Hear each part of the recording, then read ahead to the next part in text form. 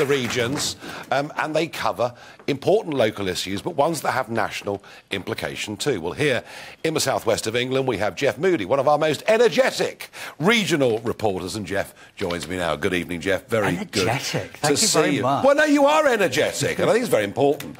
I mean, Anne, of course, was giving, the stock Conservative answers, and, she has to do that. She's got elections to fight. Truth is, I mean, Devon, Cornwall, just down the A30. I mean, Labour even won a seat in Cornwall back in '97. They'll be looking at the other Plymouth seat that they don't hold at the moment. The Lib Dems have held North Devon in the past. They've held North Cornwall. They've had seats in southern Cornwall. Do you feel down here that the Tories are vulnerable in the blue wall? Yes, very much so. George Eustace is another example in Camborne. That looks like it could well go to Labour too. And he's not going to stand at the next election, is he? No, that's right. Yeah, Camborne. And that was the seat that went Labour back in '97. Yes. It was Labour till '05, wasn't it? Yes. I think North Devon's safe. I think Selene Saxby's doing a very good job. She's very visible in North Devon. You see a lot of her around. Social media is very active. But I do think, particularly in Devon, there's real problems for the Conservatives. And you've got to look at why. What's going on? What is it? And I don't think it's just about the national picture.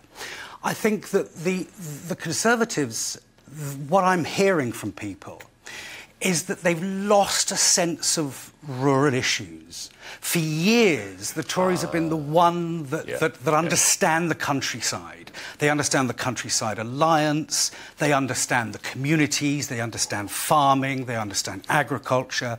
And I think there's a sense coming through now that that's changed, that's fundamentally changed. They want to rewild most of the country, don't they? Which I'm not sure the farming community like all of them. I get the point. Now, a big national issue, and it's coming here to not Devon, but to North Cornwall next Saturday. There was a protest against a migrant hotel up the other day in Knowsley. There have been other protests. There's one coming here, isn't there? There is, to Newquay. There's a hotel in Newquay that is housing a considerable number of asylum seekers. And people in Newquay have been very, very concerned about this for reasons that you've been highlighting in recent days, weeks and months. There's a massive sense that people don't feel particularly safe on the streets at the moment. That I was interviewing somebody that said the other day that they were a single woman that was followed home.